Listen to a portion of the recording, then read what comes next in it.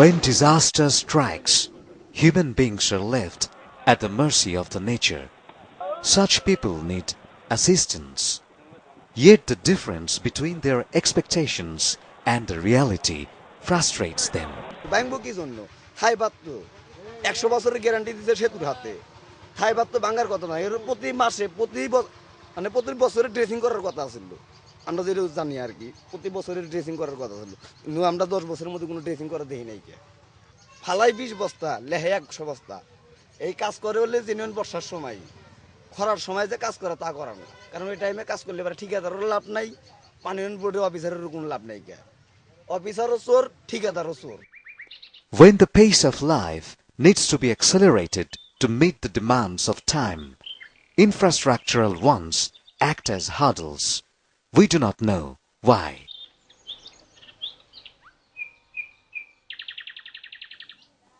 Questions arise when the basic rights are not ensured. আমি মিরপুরে চাকরিরত অবস্থায় মাতৃকালীন ছুটি নিই 3 মাসের। ছুটি কাটানোর পরে আমি জয়েন না করে ছেড়ে দিই, এটা একটা ছিল। তো তারপরে আমি ম্যানেজারের কাছ থেকে আমার অব্যাহতি বুঝে নিয়েছি। তো তারপরে আমি যখন প্রভিডেন্ট ফান্ডের টাকা এবং জামানতের টাকা আনতে গেছি, তো সেই টাকাটা আমি পাইনি। তারা আমাকে নির্দিষ্টভাবে কোনো কিছু জানায়নি। আমি অনেক দিন গেছি, এই আজকে অ্যাডমিন নেই, আজকে অ্যাডমিনের ওয়াইফ অসুস্থ, আজকে কর্মকর্তারা নেই, বাইরে আছে, এভাবে অনেক ঘুরাইছে।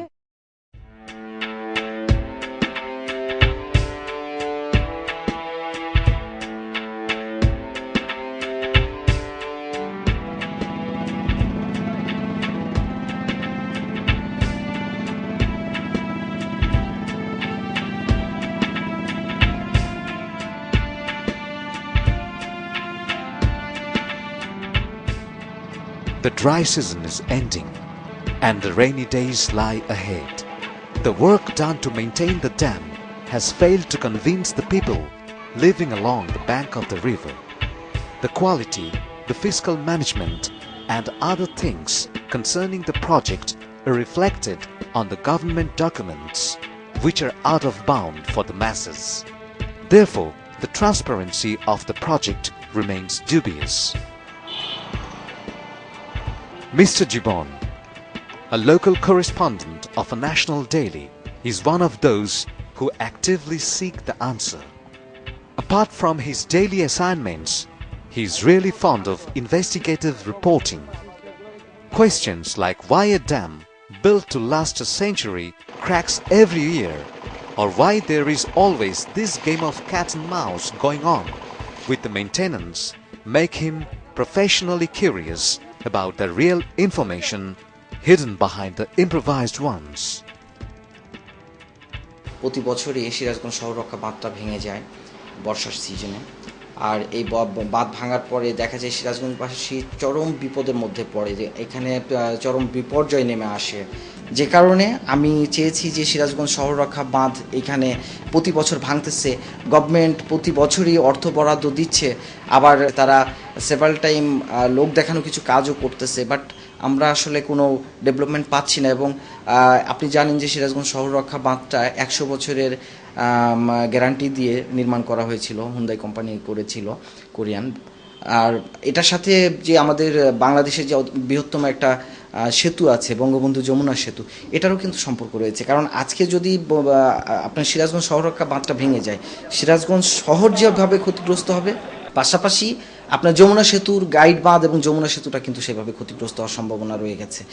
সে কারণে আমার মনে হয়েছে, আমার উপলব্ধি হয়েছে যে আসলে এই ওয়াটার ডেভেলপমেন্ট বোর্ডের কার্যক্রম নিয়ে আমার মনে হয় আরটিআই করা উচিত, তাদের তথ্য আমাদের নিজেদের জানা উচিত এবং এই জিনিসটা সমস্ত মানুষের জন্য উন্মুক্ত করা উচিত। কারণ এখানে অনেক বড় অঙ্কের বরাদ্দ দেওয়া হয় প্রতি বছর, কিন্তু বরাদ্দ ঠিকই আছে, কাগজ কলমে কাজ দেখানো হচ্ছে, হয়তো লোক দেখানো কিছু কাজ হচ্ছে, সে কিন্তু সেই কাজের গুণগত মান কতটুকু মানে নিশ্চিত করা হচ্ছে, এই ব্যাপারটা নিয়ে প্রশ্ন থেকে যাচ্ছে। আর যে কারণে আমার কিউরিসিটিটা কাজ করেছে যে আমি আরটিআই করবো এখানে, সেই সম্পর্কে আমি জানতে চেয়ে সেখানে পানি উন্নয়ন বোর্ড বিআরই শাখার যে দায়িত্বপ্রাপ্ত কর্মকর্তা আছে তার কাছে আমি একটা অ্যাপ্লিকেশন করি। অ্যাপ্লিকেশন করার পরে নির্ধারিত সময় পার হয়ে যায়, কিন্তু তারা আমাকে কোনো তথ্য দেয়নি। আর না দেওয়ার পরে এমনকি তারা আমাকে কোনো চিঠিপত্র দিয়েও কিছু জানায়নি। আমি অ্যাজ এ জার্নালিস্ট হিসেবে এখানে কাজ করি। আমার এখানে যে যতটুকু পরিচিতি আছে বা আমরা প্রফেশনাল কাজের জন্য যে সবসময় তাদের কাছে মুভ করি, তো আমি একজন সাংবাদিক হিসেবে আরটিআই করে এখান থেকে আমি তথ্য নিতে পারিনি। তাহলে এখানে আসলে চিন্তার বিষয় আমার মাঝে মাঝে মনে হয় যে একজন সাধারণ পাবলিক গেলে সেখানে কী অবস্থা তৈরি হবে। ইভেন তারা আমাদের চিঠিটা গ্রহণ করতে পর্যন্ত চায় না।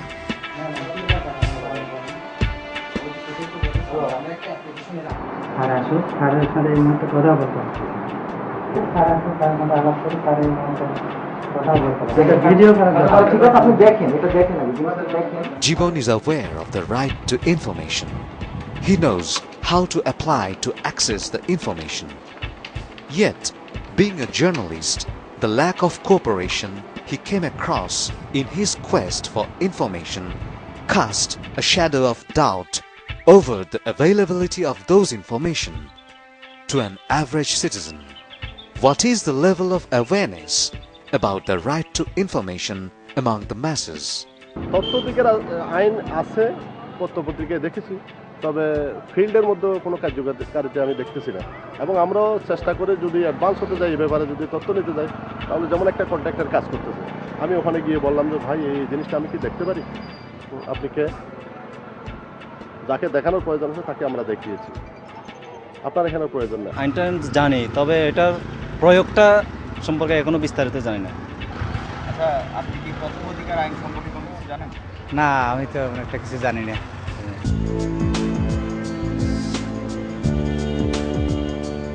A state has many limitations, along with the financial one, that might obscure the process of ensuring all the rights.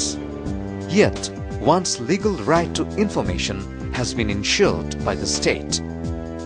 Though the reality might vary, one deserves the answer to a question arising out of any incoherence.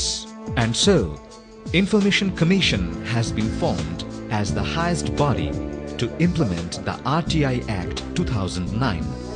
Any citizen aggrieved due to denial of information can lodge complaint to this commission. Since the law has been enacted, it has become mandatory for each and every citizen, every official to provide the information. I know there are many things, there are many weaknesses in this act. If we can work together, I believe we will be able to make it a success. This Right to Information Act is the act which can change the fate of the country, fate of the people, fate of the citizen. আমাদের challenge হচ্ছে তথ্য অধিকার আইনের যে আমরা এই মানুষগুলোকে কেমন করে তথ্য প্রাপ্তির জন্য উদ্বুদ্ধ করব, তথ্যমুখী করব। আমি মনে করি এই কাজটা অনেক বড় বেশি কঠিন এবং এই জায়গায় অবশ্যই বেসরকারি সংগঠনদেরকে অনেক বস্তুনিষ্ঠ ভূমিকা রাখার সুযোগ আছে।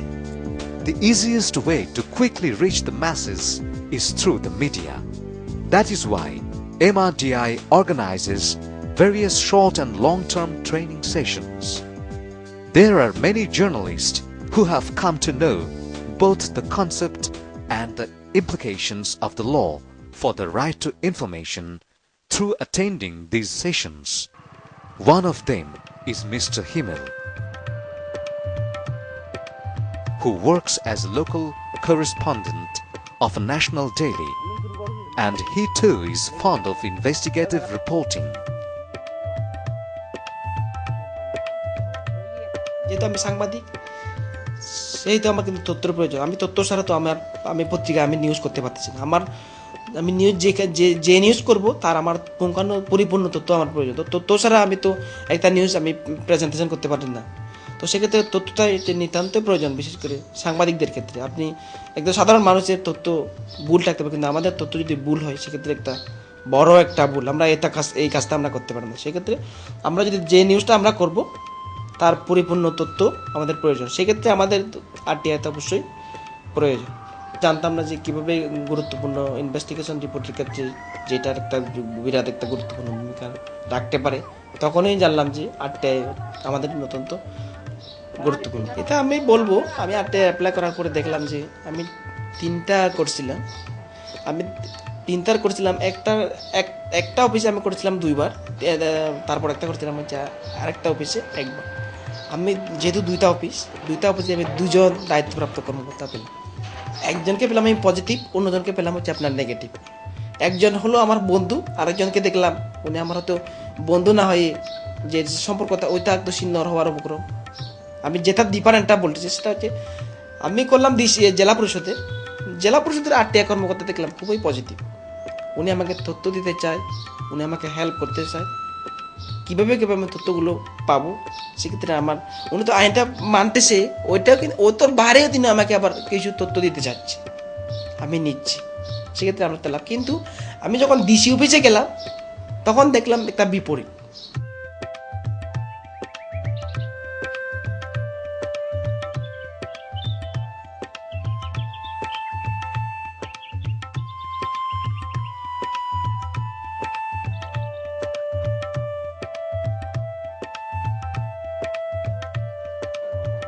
Realization of the right to information at the root level is not yet smooth. There are constraints even for a willing designated government official in sharing information.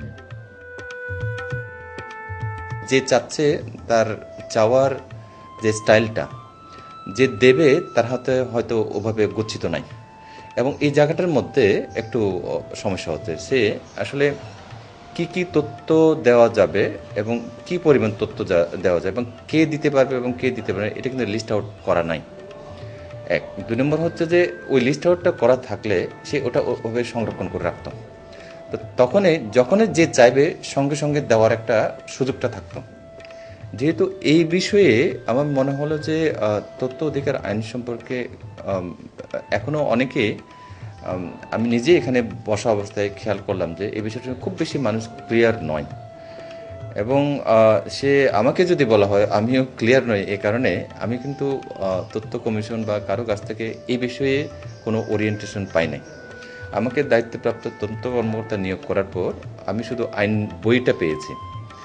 তো এটা থিওরিটিক্যালি হয়তো এটা ঠিক আছে, কিন্তু প্র্যাকটিক্যালি যখন যায় অনেকগুলো প্রবলেম ফেস করতে হয় বা আমাদের কিছু কথা জিজ্ঞেসও করতে হয় যে এটা আমি কি করব। এখন সেক্ষেত্রে এটা কার কাছে জিজ্ঞেস করব বা কার কাছে জিজ্ঞেস করা উচিত, এই বিষয়টা আমি নিজেও যেখানে ক্লিয়ার নয়, যারা তথ্য চাইবে ওরা সেক্ষেত্রে একটু সমস্যা হয়ে যাচ্ছে। Despite the limitation, a slight change in the mentality of the government officials could immensely help the realization of the law. The government is committed to reform the laws and regulations if deemed necessary. তথ্য অধিকার আইন 2009 তথ্য সরবরাহের কোনো ক্ষেত্রে দাপ্তরিক উপনীত আইন সাংঘর্ষিক হলে উক্ত বিধানবলী, যেটা মঞ্জুর বললো, কোনো আইনের যে কোনো ধারা যদি সাংঘর্ষিক হয় তথ্য অধিকার আইন এনে পাবে, প্রাধান্য পাবে। সুতরাং এটা তারপরেও যদি কোনো জায়গায় কোনো অসঙ্গতি থাকে, আমি অনেকবার বলেছি আপনাদের যে আপনারা এর ভিতরে যদি কোনো এডিশন অল্টারেশন করতে হয়, আপনারা যাদের তথ্য অধিকার আইন নিয়ে কাজ করছেন আপনারা বসে এই আইনটাই যে এমনিই থাকবে তা তো না, এটার ভিতরে যদি কোনো পরিবর্তন আনতে হয়, কোনো সংযোজন করতে হয়, আপনারা যারা সুশীল সমাজ, এনজিও, সরকারি কর্মকর্তা আছেন সবাই মিলে আমাদের বলেন যেখানে যে ক্লজটা পরিবর্তন করা দরকার, definitely we'll look into it so that if there is any major lapses we'll look into it. সুতরাং যেটা দরকার ছিল, তথ্য অধিকার আইন অনেকদিন হচ্ছিল না, আমরা অতি দ্রুত এটা করছি। তখনই তো আমি পার্লামেন্টও বলছি, আপনাদের সাথেও মন্ত্রী বলছি যে এটাই তো একেবারে ফাইনাল তা তো না, it could be amended any time.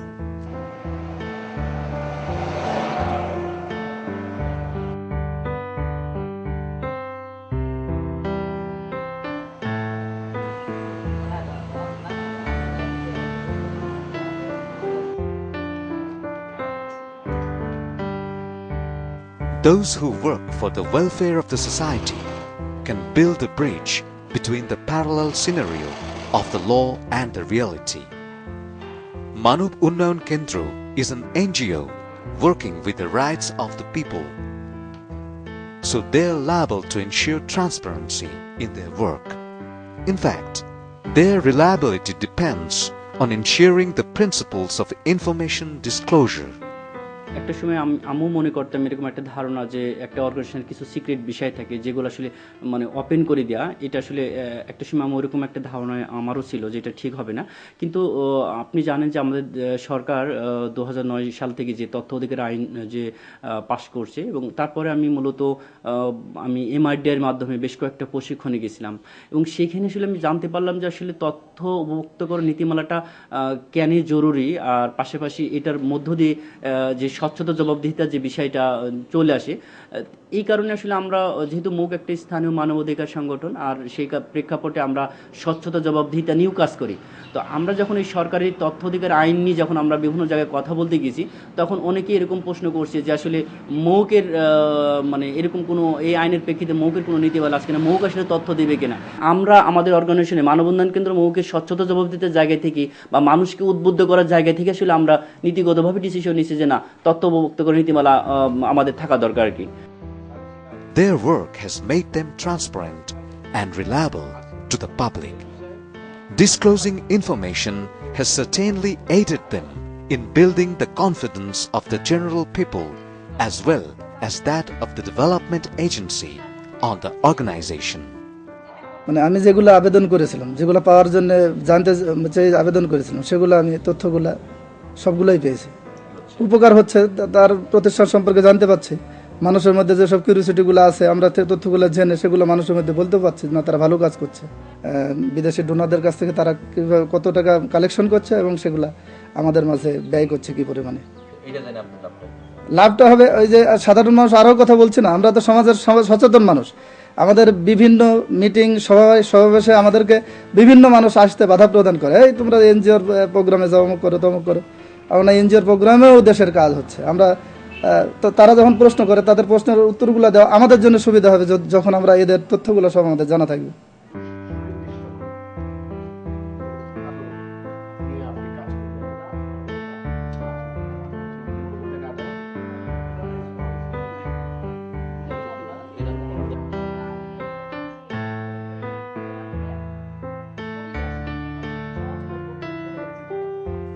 The short and long courses organized by MRDI with the help from USAID have not only enlightened Jibon, Himel or Manav Unnayan Kendra.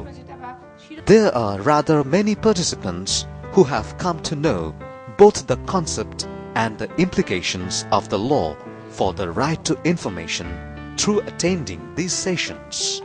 কিভাবে এই তথ্য অবমুক্ত করার নীতিমালা করতে হয় এবং সেইটা এই ট্রেনিং থেকে পাওয়া ধারণা বা জ্ঞান থেকে আমরা যেটা অর্জন করেছি সেটা থেকে আমরা অলরেডি আমরা একটা তথ্য অবমুক্ত করার নীতিমালা আমরা প্রণয়ন করতে, মানে একটা ডামি প্রণয়ন করতে আমরা সক্ষম হয়েছি।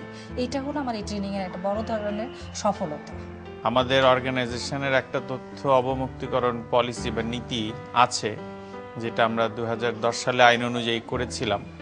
কিন্তু আমাদের এই ট্রেনিংয়ে আসার ফলে আমরা ওই তথ্য অধিকার আইন সম্পর্কে আরও কিছু বিস্তারিত তথ্য জানতে পেরেছি, ব্যাখ্যাগুলো জানতে পেরেছি, এবং তা জানার ফলে আমাদের নীতিটা কিছু হালনাগাদ করার প্রয়োজনীয়তা আমরা অনুভব করছি, যেটা এখন বোঝা যাচ্ছে যে আমাদের নীতিতে হয়তো কিছু দুর্বলতা ছিল, আইনের সাথে হয়তো 100% সামঞ্জস্য ছিল না। এই প্রশিক্ষণে আসার ফলে আমরা এই ফাঁকগুলো মানে চিহ্নিত করতে পারছি, এবং আশা করি আমরা আগামী আমাদের যে বোর্ডের সভা হবে সেখানে এই গ্যাপগুলো আমরা ঠিক করে ফেলব। It is not sufficient if the awareness of the right is limited to a few classes. It must be transpired to the masses regardless of their profession and social stature. The right to information is for everyone. It's just not for parliamentarians or journalists. It helps everyone in terms of functioning in a free society. It helps people understand the political processes, make informed decision regarding voting, as well as keeping track of important public events such as public procurement. Information is critical to all aspects of economic development, and the Right to Information Act is a big step forward for Bangladesh.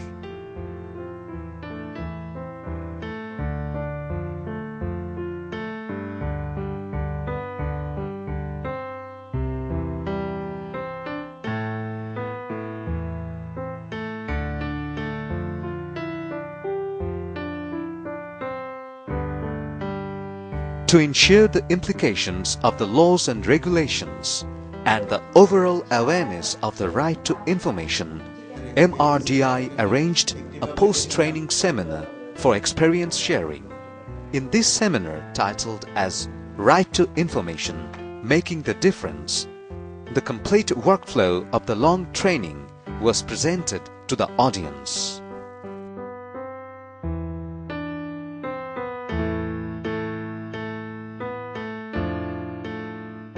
High-level corruption and absence of rule of law are two major hurdles in establishing good governance in Bangladesh. I believe light is the best tool for ferreting out corruption, incompetence, and laziness.